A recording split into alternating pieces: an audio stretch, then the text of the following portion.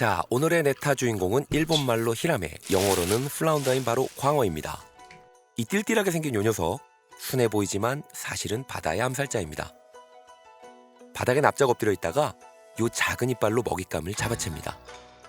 새우, 작은 물고기, 오징어, 전부 다 이 녀석의 사냥감이죠. 이제는 먹이 사슬의 역전 타임. 이 녀석으로 스시를 만들어 볼게요. 먼저 머리를 제거해야겠죠? 이렇게 힘없이 지금은 누워있지만 1980년대에는 이게 킬로그램당 현재 가치로 100만 원이 넘었습니다. 진짜 고급 생선이었죠. 그런데 양식이 성공하면서 국민 횟감이 된 거예요.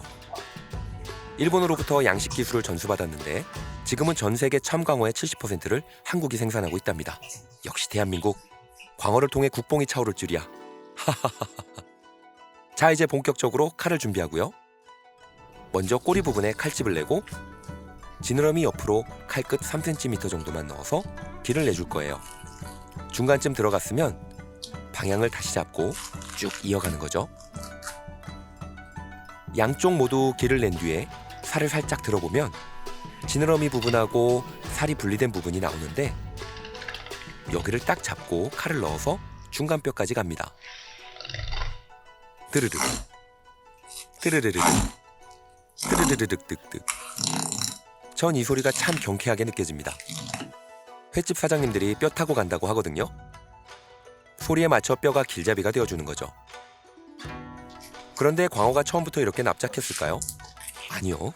처음엔 일반적인 물고기 모습이에요. 그런데 바닥에 납작 엎드려 살기 위해서 기형을 만들어냅니다.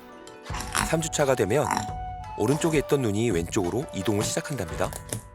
생존을 위해 스스로 몸을 변형시키는 거죠. 살아가기 위해 자기 자신의 기형을 감수하는 광어. 아니, 광어도 이렇게 열심히 사는데 우리도 열심히 살아봐요. 그런데 광어가 왜 국민 횟감인지 아세요?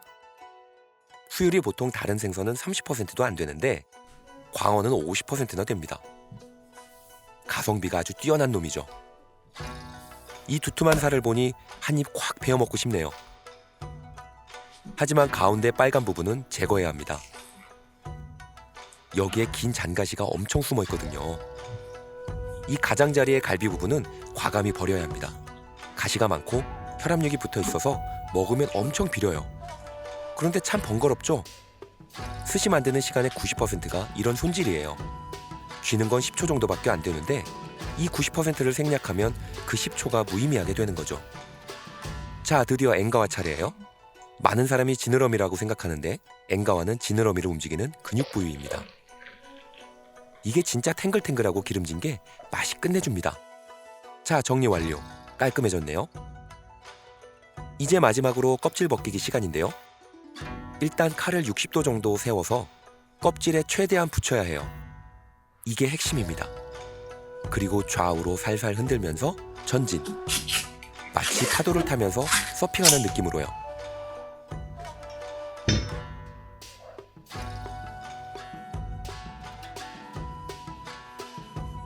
그런데 여기서 질문이 있습니다.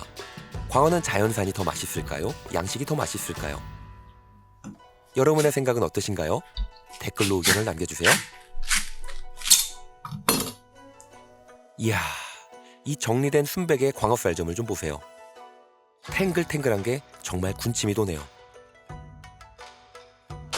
자, 그럼 이제 맛을 좀 더 올리기 위해서 잠깐 숙성을 해볼까요? 먼저 해동지를 깔아줍니다. 해동지로 감싸는 이유는 해동지가 수분을 적절히 빼주면서 숙성을 도와줘요. 흰살 생선은 기름이 적어서 살이 수분을 쉽게 빨아들이거든요. 그럼 그 살이 퍽퍽해져서 부서지게 됩니다. 그래서 수분을 잘 잡아줘야 돼요. 그리고 숙성을 하면 시간이 지나면서 단백질이 분해되어 아미노산이 되고 그게 감칠맛을 더해주게 됩니다. 생선의 크기에 따라 다르지만 12시간에서 48시간 사이가 일반적이에요.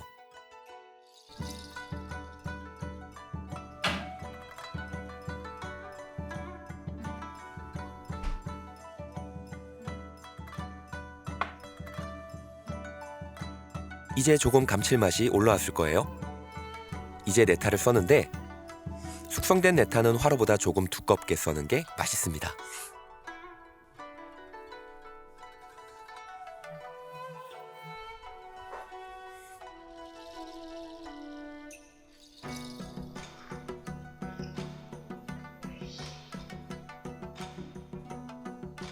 내타 썰리는 모습만 봐도 광어의 맛이 느껴지고 있네요. 광어 맛이 깔끔하고 담백하다 보니 스시 오마카세에서 첫 시작으로 나오는 경우가 많습니다. 그리고 이것 보세요. 탱글탱글한 비주얼. 탄력적인 식감에 은은한 단맛이 광어의 정체성이에요. 광어는 씹으면 은은한 단맛이 배어있고 쫄깃하면서도 부드러운 이중적인 식감을 보여줍니다. 이게 광어만의 특징이죠. 모순적인데 조화롭습니다. 스시에서 시작을 알리는 정중한 안내원 같은 존재지만 오마카세에서 앵콜 스시로도 많이 찾는답니다. 자, 그럼 스시 한 입 맛있게 드십시오.